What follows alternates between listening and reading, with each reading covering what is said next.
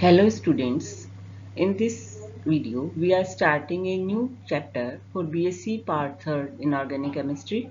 The name of chapter is Silicones and Phosphagens. This is the first video for this chapter and myself is Suchitra Chaudhary from SPC Government College, Ajmer. During this chapter, we will study about these points: introduction of polymers, classification of inorganic polymers, general properties of inorganic polymers. Then we will study about two inorganic polymers, silicones and phosphagens, their nomenclature, method of formation, properties and structure. First of all, we should study about the introduction of inorganic polymers. So these two terms known as silicones and phosphagen that we have to study in this chapter, these are the examples of inorganic polymers. About the organic polymer we have studied in previous classes in organic chemistry, but here in this chapter we will study about the inorganic polymer. So we should first of all we should know about the polymer and what are the polymers and what are the inorganic polymers. All the macromolecules which are formed by the combination of a large number of the small units are known as polymer, and the process of their formation is called as polymerization process. अर्थात जब small units बहुत ज़्यादा संख्या में मिलकर किसी बड़े molecule का निर्माण करती हैं तो उस मैक्रोमोलिक्यूल को हम पॉलीमर कहते हैं, और जिस प्रोसेस के द्वारा इस मैक्रोमोलिक्यूल का फॉर्मेशन होता है उस प्रोसेस को हम पॉलीमराइजेशन प्रोसेस या बहुलकीकरण क्रिया कहते हैं. We can understood the reaction of polymerization by this equation. Here NM is converting into M with subscription N. Here N is the degree of polymerization, M is monomer, and M with subscription N is known as polymer. This is the process of polymerization, and in this chapter as we are discussing about inorganic polymers, so we should know about the term inorganic polymer also. So we can say an inorganic polymer is a polymer with a skeletal structure that does not include carbon atoms in the backbone, or we can say non-carbon containing polymers. अर्थात जब किसी भी polymer की backbone में carbon atom नहीं होता है या नॉन कार्बन कंटेनिंग पॉलीमर होता है उसको हम इनऑर्गेनिक पॉलीमर के नाम से जानते हैं या कार्बनिक बहुलकीकरण कहते हैं. Inorganic elements can have different valencies. हम जानते हैं कि इनऑर्गेनिक एलिमेंट्स की वेरिएबल वैलेंसीज होती हैं than carbon, and therefore different number of side groups may be attached to a skeletal atom. This will affect the flexibility of polymers, their ability to react with chemical reagents and interaction with other polymers. Among inorganic polymers, silicones and phosphagens are two important class of polymers with high commercial potential. जो organic polymers हैं उनकी तुलना में inorganic polymers का use comparatively कम है, इसलिए इनका study हम कम करते हैं. ऑर्गेनिक पॉलीमर्स को हम ज़्यादा स्टडी करते हैं. हम 11th-12th से लेकर के फर्स्ट ईयर सेकेंड ईयर में भी ऑर्गेनिक पॉलीमर्स के बारे में स्टडी कर चुके हैं. इनऑर्गेनिक पॉलीमर्स में मेनली हम यहाँ पे सिलिकॉन्स और फॉस्फाजेंस के बारे में स्टडी करेंगे. First we study about the classification of polymers. Depending on the catenating nature of elements, polymers can be divided into two different types which are given below. First one is organic polymer and second one is inorganic polymer. Organic polymer, all the macromolecules which are formed by the catenation of the carbon atom are known as organic polymer. अर्थात जिनमें carbon atom link या चैन के रूप में जुड़े हुए होते हैं मेनली, उसको हम कहते हैं ऑर्गेनिक पॉलीमर. फॉर एग्जांपल, यदि हम इथाइलिन मॉलिक्यूल के एन मॉलिक्यूल लेते हैं तो हमारे पास यहाँ पे पॉलीमर बनता है पॉलीइथाइलिन. तो ऑर्गेनिक पॉलीमर्स जो होते हैं उनको हम आगे दो क्लासेस में डिवाइड कर सकते हैं, synthetic polymer and natural polymer. Synthetic polymer के रूप में हम एग्जाम्पल के रूप में हम बता सकते हैं रबर है, प्लास्टिक है, इत्यादि। इसी तरह से नेचुरल पॉलीमर के रूप में हम एग्जाम्पल ले सकते हैं wool, silk, protein, starch, cellulose, जो हम प्रीवियस क्लासेस में पढ़ चुके हैं। All these are the natural organic polymers. Inorganic polymer क्या होते हैं? All the macromolecule which are formed by the catenation of element other than carbon are known as inorganic polymer. अर्थात जिनमें कार्बन के अलावा कोई एटम एक लिंक या चेन के रूप में जुड़ा हुआ होता है, बैकबोन में जो मेन एलिमेंट होता है वो अदर देन कार्बन होता है, तो उसको हम इनऑर्गेनिक पॉलीमर कहते हैं। एग्जाम्पल इसके हैं polysiloxane, polysilanes, polyphosphazenes and transition metal containing polymers. इसके अलावा हम बहुत सारे एग्जाम्पल्स जो हम जानते हैं, बोराजीन्स जिसको हम इनऑर्गेनिक बेंजीन भी कहते हैं, बोरेट्स, phosphates etcetera. Then we will study about the classification of inorganic polymer. Different ways of classifying inorganic polymers. अर्थात हम inorganic polymers को अलग अलग बेस से क्लासीफाई कर सकते हैं। इसके डिफरेंट बेस हैं। फर्स्ट क्लासिफिकेशन का जो बेस है, this is the depending on the type of atom the polymer contain in its backbone, the polymer are classified into two groups. अर्थात इसकी बैकबोन में कितनी प्रकार के एटम्स जुड़े हुए हैं, जो मेन यूनिट होती है इसकी स्मॉल यूनिट, उसमें कितने टाइप के एटम्स जुड़े हुए हैं, उसके आधार पे हम इसको दो क्लासेस में डिवाइड कर सकते हैं, होमो atomic polymer and hetero atomic polymer. तो आप सभी होमो और हेट्रो इन वर्ड से वेल नोन वर्ड हैं, आप सब इनसे परिचित हैं। होमो means same, hetero means different. अर्थात होमो एटॉमिक पॉलीमर्स अर्थात जिसमें जो बेसिक यूनिट है उसमें सेम एटम्स हों। These polymer contain atoms of only one element in their backbone.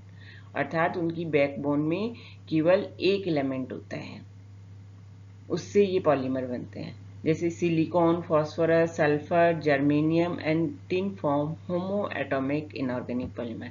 ये जो एलिमेंट्स हैं ये mainly homo atomic inorganic polymer बनाते हैं। For example, sulphur has a tendency to form chain और ring in its elements form S8। जो हम जानते हैं S8 एक एग्जांपल है जिसमें सल्फर के 8 परमाणु मिलकर के एक मैक्रोमोलिक्यूल बनाते हैं, और उसके सेवरल कंपाउंड्स लाइक परसल्फाइड, पॉलीथाइनिक एसिड, और इसके अलावा हम कह सकते हैं B12, P4 एटसेट्रा।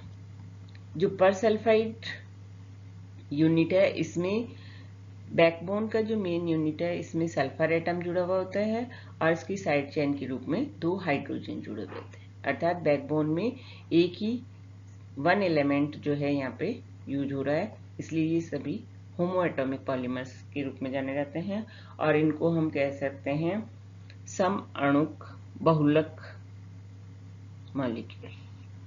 सेकंड है हेट्रोएटॉमिक पॉलीमर्स या विषम अणुक बहुलक, या इसको हम कह सकते हैं जो डिफरेंट, हेट्रो मीन्स डिफरेंट। तो these contain the atom of different elements in their backbone. अर्थात उनकी बैकबोन में डिफरेंट एलिमेंट्स हों तो उसको हम हेट्रोएटॉमिक पॉलीमर्स कह सकते हैं। एग्जाम्पल इसका हो सकता है बोराजीन, जिसे हम इनऑर्गेनिक बेंजीन के नाम से भी जानते हैं, सिलिकॉन्स, मेटेलिक बोराइड्स एटसेट्रा। तो इस तरह से होमो एटॉमिक और हेटेरोएटॉमिक पॉलीमर्स में हम क्लासीफाई कर सकते हैं। किसके आधार पे? Type of atoms the polymer contain in its backbone. Backbone में कितने टाइप के एटम्स जुड़े हुए हैं। यदि वन एलिमेंट है उसकी बैकबोन में तो उसको हम होमो एटॉमिक कहते हैं, और यदि डिफरेंट एटम्स होते हैं उसकी बैकबोन में तो उसको हम हेटेरोएटॉमिक पॉलीमर्स कहते हैं। सेकेंड जो क्लासिफिकेशन का बेस है वो हमारा है inorganic polymer can also be classified in another way which is based on the type of reaction by which polymers are formed. अर्थात वह किस प्रकार की रिएक्शन है जिससे पॉलीमर बन रहा है, उसके आधार पे भी हम पॉलीमर्स को क्लासिफाई कर सकते हैं। इसके आधार पे हम निम्न क्लासेस में इसको क्लासिफाई करते हैं। First one, condensation polymerization. और कंडेंसेशन रिएक्शन आप लोगों ने ऑर्गेनिक केमिस्ट्री में पढ़ी ही है। Condensation polymers are those which are formed by condensation process. Condensation process में क्या होता है, दो या अधिक सिंपल मॉलिक्यूल मिलकर के पॉलीमराइज होते हैं और एक बड़ा मॉलिक्यूल बनाते हैं और इसमें एक स्मॉल मॉलिक्यूल साइड प्रोडक्ट के रूप में निकलता है। तो यदि दो या दो से अधिक सिंपल मॉलिक्यूल जुड़ करके बड़ा मॉलिक्यूल बनाए और उसमें एक स्मॉल मॉलिक्यूल बाई प्रोडक्ट के रूप में मिलता है तो उसको हम कंडेंसेशन रिएक्शन कहते हैं और इस रिएक्शन के परिणाम स्वरूप जो पॉलीमर बनता है उसको हम कंडेंसेशन पॉलीमराइजेशन पॉलीमर्स कहते हैं। So in this process, two or more simple molecules of the same substance polymerize together and form the condensation polymer. One or more small molecule like water, NH3, hydrogen, HCl molecules are also eliminated. अर्थात ये by product के रूप में होते हैं। तो examples इसके हैं, cross linked silicones is obtained by the polymerization of this unit. ठीक है, when phosphorus pentachloride is partially hydrolyzed by water, dichlorophosphoric acid. This is dichlorophosphoric acid is obtained. When dichlorophosphoric acid is heated, many molecules of this substance get polymerized and give rise to formation of condensation polymer, and in this process HCl molecule is eliminated. तो इसमें हम कह सकते हैं कि दो small या similar units आपस में जुड़ती हैं, एक बड़ा मॉलिक्यूल बनाती हैं, साथ में एक स्मॉल मॉलिक्यूल बाई प्रोडक्ट के रूप में मिलता है। तो इस तरह से जो पॉलीमर्स हमें मिलते हैं उसको हम कंडेंसेशन पॉलीमर्स के रूप से जानते हैं। सेकंड इसमें है एडिशन पॉलीमर। तो अर्थात यदि एडिशन रिएक्शन के परिणाम स्वरूप पॉलीमर मिलता है, एडिशन रिएक्शन योगात्मक अभिक्रिया, जिसमें क्या होता है, polymers are obtained when many simple molecule या मोनोमर्स कंबाइन टुगेदर। वो सिंपल मॉलिक्यूल्स जुड़ जाते हैं और एक बड़ा मॉलिक्यूल बना लेते हैं, तो इस रिएक्शन को हम एडिशन रिएक्शन या योगात्मक अभिक्रिया कहते हैं और बनने वाले पॉलीमर को एडिशन पॉलीमर के नाम से जानते हैं। इसके एग्जाम्पल हो सकते हैं, many molecules of sulphur trioxide may be polymerized by the addition of a small amount of water, this gives addition polymer. इसी तरह से when sulfur dioxide react with polypropylene in presence of benzoyl peroxide, an addition polymer is obtained. Third one is coordination polymer. इसे हम उपसह संयोजक बहुलक के नाम से भी जानते हैं। अर्थात उसमें कोई एक जो पॉलीमर बन रहा है उसमें कोऑर्डिनेट बॉन्ड पाया जाता हो तो उसे हम कोऑर्डिनेशन पॉलीमर कहते हैं। So these are formed by the addition of saturated molecule to each other or by combining a ligand with a metal atom. Coordination chemistry में आप पढ़ ही चुके हैं कि वहाँ पे ligand और metal के बीच में रिएक्शन होती है और लिगेंड यहाँ पर इलेक्ट्रॉन पेयर डोनेट करता है, मेटल इलेक्ट्रॉन पेयर एक्सेप्ट करता है, दैट मीन्स एक कोऑर्डिनेट बॉन्ड बनता है। तो इस तरह से बनने वाले पॉलीमर को हम कोऑर्डिनेट पॉलीमर कहते हैं। तो these polymer contain chelated metal atoms और आयंस। थर्ड बेस है क्लासिफिकेशन के लिए। According to this classification the inorganic polymers can be classified into following categories. First one, polymer containing 2 bridging bonds per unit. अर्थात ऐसे polymer जिनमें per unit में 2 bridging bond हों। For example homoatomic sulphur, selenium and tellurium polymers. Second है the alternating silicon oxygen polymers. Example are silicones and related compound. इसमें silicon और oxygen alternating उसमें जुड़े हुए होते हैं। थर्ड है अल्टरनेटिंग फॉस्फोरस नाइट्रोजन पॉलीमर।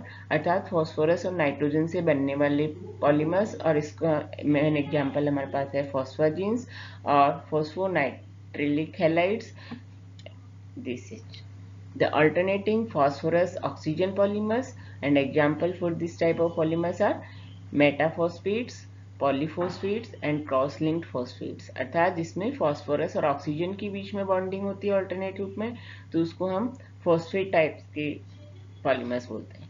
अगर फॉस्फोरस और नाइट्रोजन की अल्टरनेटिंग बॉन्डिंग है तो उसको हम फॉस्फाजीन्स के नाम से जानते हैं। सिलिकॉन और ऑक्सीजन के बीच में अल्टरनेट बॉन्डिंग है तो उसको हम सिलिकॉन्स। तो यहाँ पे इस यूनिट के अंतर्गत हम मेनली सिलिकॉन्स और फॉस्फाजीन्स के बारे में स्टडी करेंगे। Next classification. The classification is based on the element which forms inorganic polymers. अर्थात कौन से एलिमेंट से वो इनऑर्गेनिक पॉलीमर बना है उसके आधार पे क्लासिफाई किए। First, polymer containing boron. Second, polymer containing phosphorus. Third, polymer containing sulphur. ये मेनली जो है फास्फोरस, सल्फर, बोरोन्स, ये एलिमेंट्स मेनली इनऑर्गेनिक पॉलीमर्स बनाते हैं। तो पॉलीमर्स कंटेनिंग बोरोन में एग्जांपल हो गए बोराजीन, जिसको हम B3N3H6 या हम कह सकते हैं ये इनऑर्गेनिक बेंजीन के रूप से भी हम जानते हैं। Substituted borazines like B trimethyl borazine, borazine and trimethyl borazine, boron nitride etcetera, ये बोरोन से बनने वाले पॉलीमर कंपाउंड हैं। सेकेंड है पॉलीमर कंटेनिंग फास्फोरस। इसमें एग्जांपल्स हो गए metaphosphates, polyphosphates, cross link phosphate and phosphazenes. अर्थात फॉस्फोरस से बनने वाले जो भी पॉलीमर्स हैं उसमें मेनली हम फॉस्फेट्स और फॉस्फाजीन्स की स्टडी करते हैं। Polymeric compounds of sulphur, sulphur से बनने वाले पॉलीमर कंपाउंड, जिसमें मेन एग्जांपल है nitride of sulphur, thiazyl halides and imides of sulphur. तो ये क्लासिफिकेशन है कि मेन एलिमेंट कौन सा है उस पॉलीमर के लिए। तो इस तरह से कुछ क्लासिफिकेशन दिए गए हैं जिनके आधार पे हम इनऑर्गेनिक पॉलीमर्स को अलग अलग क्लासेस में क्लासिफाई कर सकते हैं। नेक्स्ट क्लास में हम इनऑर्गेनिक पॉलीमर्स की प्रॉपर्टीज के बारे में पढ़ेंगे। तो थैंक यू। नेक्स्ट वीडियो के लिए हम कल फिर मिलते हैं। धन्यवाद।